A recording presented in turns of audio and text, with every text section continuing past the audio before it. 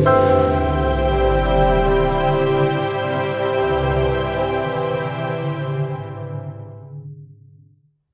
guys, it's Alex here from the Daily Cinema, and today we're going to be coming back with a new video. It's going to be the top 10 movies so far of 2019, and so far this year has not been really great. It hasn't really impressed me that much, but there are some really great movies, and there's some movies that I had a good time with, and those made it on the list.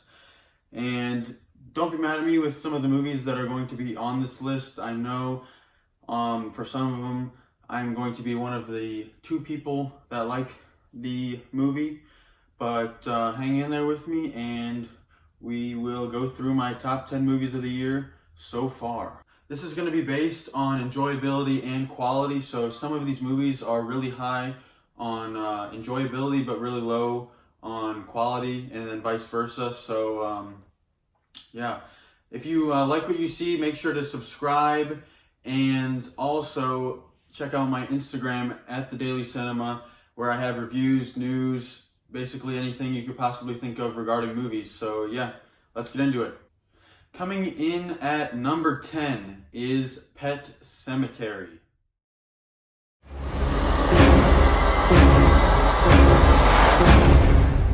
Sometimes dead is better.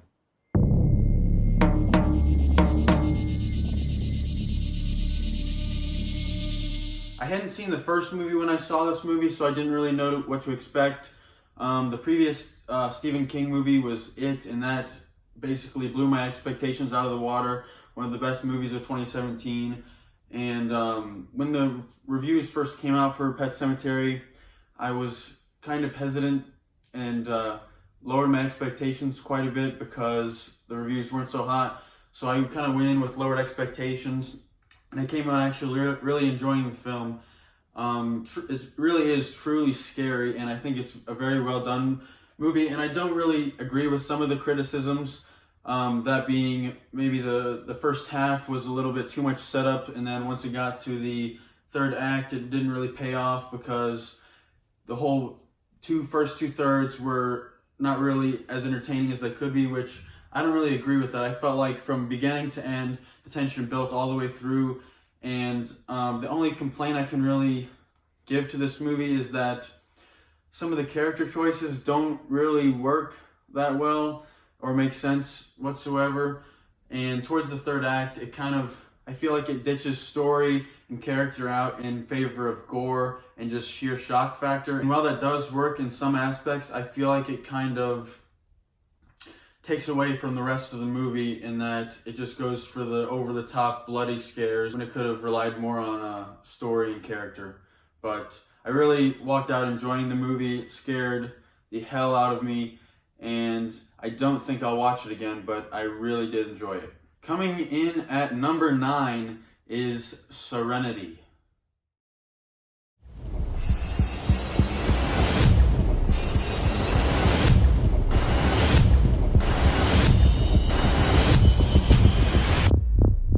It's funny, huh? Where in the world are we? Yes, I know. Please don't hate me for this. I saw the trailers for this movie, extremely intrigued, and I ended up checking it out. And yeah, I think I'm one of the 2 people that walked out of this movie enjoying it. I think the performances are solid. Story, for the most part, I feel is solid, and it's just a really beautiful looking film overall.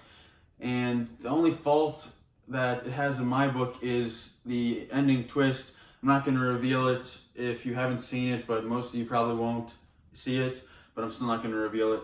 I feel like it wasn't the best ending they could have given to these characters and to the story, but it still gave me somewhat satisfaction for the end of the film, but it was just kind of weird and off-putting, while the rest of the movie had a lot of tension and great acting, great direction, but the ending just kind of threw it off for me. But I still ended up walking out happy that I saw the movie and spent my time with it, unlike most people I know that saw that movie. Maybe it's just a guilty pleasure for me. Maybe I was just in a good mood when I saw it, but yeah, I just had a great time with it, and I think I'm gonna watch it for long time to come, and I actually wrote my review for that before I really dove deep into reading the criticisms about this movie. And I remember I gave it like an A+, and then I looked at other reviews and they were like D's and F's, so that was kind of odd. At number 8, we have Godzilla, King of the Monsters.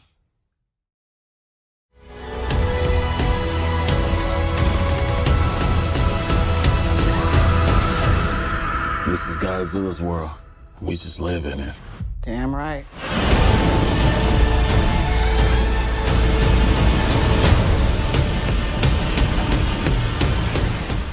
This movie, I did dive deep into the reviews before I saw it, and I saw a lot of, this movie doesn't have character, it's just all fights, overblown monster fights with deep and shallow characters, and I was kind of confused by that because Gareth Edwards' first film, Godzilla, was criticized for having too much focus on the character, while Godzilla's only, I don't know, they calculated how much screen time he had, but it wasn't a lot.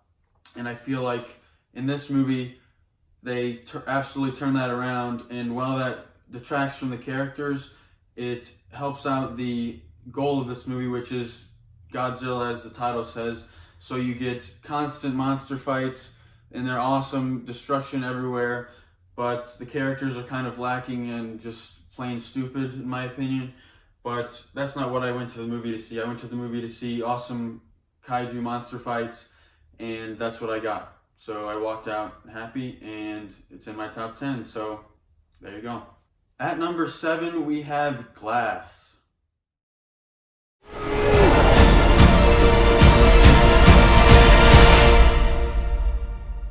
What do we call you, sir? First name, Mr. Last name, Glass. Unbreakable is in my top 10 favorite films of all time now. I don't think it was in the last video I made, probably like 2 years ago. But upon rewatching it multiple times, it's easily in my top 10. Split I like a lot. It's not as good as Unbreakable in my opinion. But I went into Glass having really high expectations because I know M. Night Shyamalan knows what he's doing, and this is kind of his, this last couple of years has been his kind of revival. And I think he did a good job with this movie. There are some flaws, like the last movies I've mentioned, but he concluded the trilogy in a meaningful way and brought a nice end to all these characters while giving us a movie that brought in new characters that were also interesting at the same time. This movie does have some pacing issues, and the ending wasn't exactly what I was hoping for, but it's the journey, not the end, and I had a good time watching the journey, even though there might have been some slow points, and the end might have not been the best, absolute best way for this movie to go out. But overall, I feel like it does a nice job concluding the trilogy and undermining our expectations. Coming in at number 6, we have Shazam. You literally did the opposite of what a superhero is supposed to do. You're him. You're the hero. You're welcome for not getting robbed. I'm Batman. Get him back in! Coming off of Aquaman, I was extremely hyped for this movie. Aquaman is probably in my top 10 superhero films of all time, just for the sheer enjoyability that I get out of watching that movie. It's not high art, but it's sure one hell of a time. And this movie, while not as good, still builds that momentum that I feel like DC is gonna recoup and give us some great movies in the future. The biggest compliment I can give to this movie is the sheer amount of heart it has. The chemistry between Levi and Grazer is off the charts, and it gives the movie a sort of heart that drives it from beginning to end while giving us meaningful action, meaningful story, and meaningful characters all the way through. And it's kind of refreshing to see the dynamic that they present in this film with a younger kid in a grown man's body and all that comes with that. The villain in this movie isn't the best, but I don't think that's what they're going for. I think that the core relationship between the two main characters, they absolutely nailed, and it gives this movie a heart that I think is lacking in a lot of superhero movies. So for that reason, it is in my top 10 so far. At number 5, we have Brightburn. Tori! You're safe now.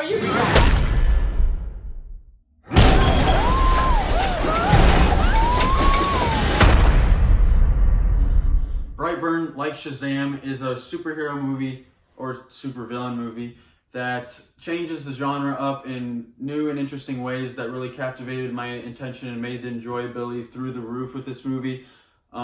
Basically, Superman, but bad, and that idea just carries this movie all the way through.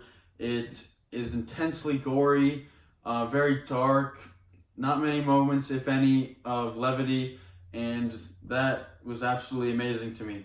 The acting is superb, CGI amazing. If they decide to do any more movies in this universe, I would be the first person lined up to get tickets. It's a shame it didn't make that much money, but I still feel like the community that was interested in seeing this movie really got the movie they were hoping for. Number 4 is Us.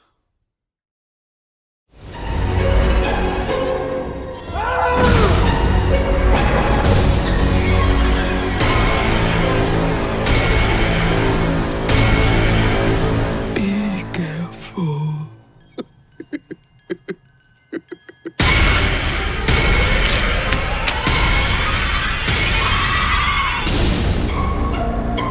This Jordan Peele directed movie absolutely blew my expectations out of the water.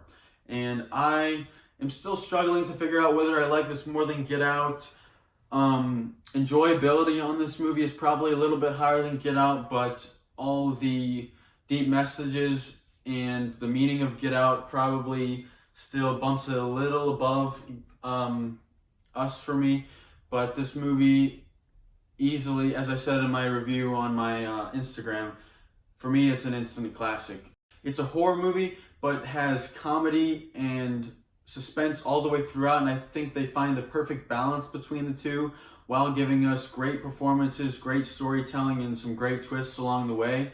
And I don't know if there's anything more you can ask for out of a movie these days, because it's not what we typically get. I don't think there's a movie that has nailed being horrifying and kind of hilarious, but not in the way that we normally think. You know, I just had a blast watching this movie, and I couldn't recommend it any higher. Coming into the top 3, we have John Wick Chapter 3 Parabellum.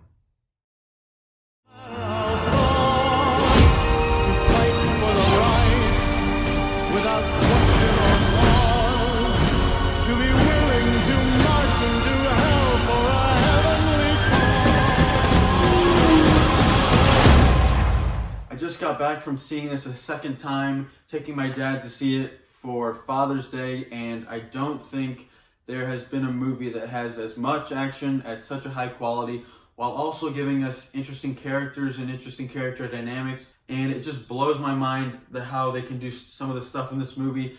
Action is all over the place. They have knife fights, axe fights, motorcycle chase fights, gun fights.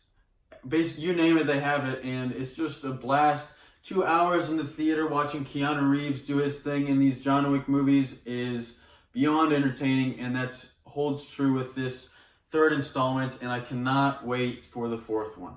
I'm glad that this movie has been making so much money, and hopefully they can somehow bring John Wick Chapter 4 into even crazier action and even crazier plot than John Wick 3 was. But it's going to be a tough task, but I think the people behind these movies can do it. Number 2 is Avengers Endgame. Whatever it takes.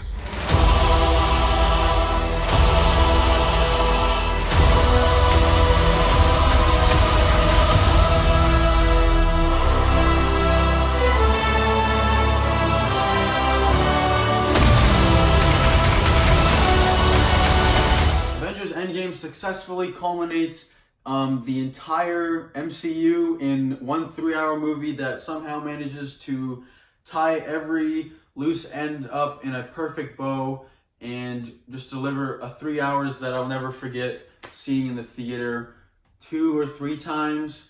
I don't remember at this point, but either way, this is a movie that is a technical masterpiece, acting masterpiece, special effects masterpiece, and just about everything you can name. I don't think there's a movie that has brought as many storylines to a close while satisfying so many people. And it's a shame that this movie is barely going to lose to Avatar, but hopefully they can get it in re-release. But that's not the point.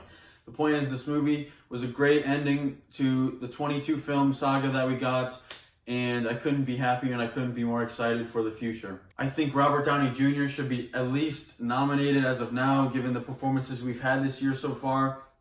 All around, the cast is great. Thanos, Josh Brolin is fantastic, and I walked out of this movie with a tear in my eye. Number 1 is Rocket Man. You were never ordinary.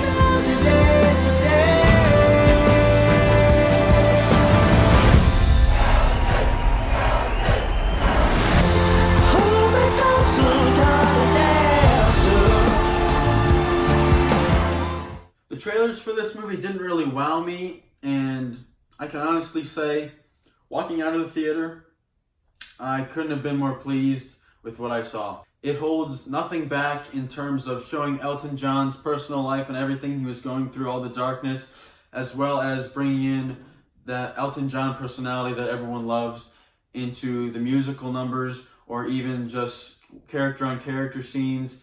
It gives us a good time while diving deep into Elton John's history and why he is the way he is, and everything in between. Taron Egerton, as of now, gives my favorite performance of the year. If he's not nominated, I will be genuinely mad because he's fantastic here. All his singing is spot on, and I still listen to it almost 2 or 3 weeks after I saw this movie. So I honestly couldn't have been more happy walking out of this movie, and I recommend, if you haven't seen it, that you go check it out because everybody involved in this film did a fantastic job. That's it. That concludes my top 10 movies of 2019 so far. I am going to have more videos up soon. I'm actually going to France in 2 days, so I'm going to film some stuff and get that edited and upload that, so you guys will be getting more content very soon. Make sure to hit that subscribe button. Check out my Instagram, The Daily Cinema, for reviews, news, anything you think you need to see for movies, it will be there. So, thank you guys for watching, and see you next time.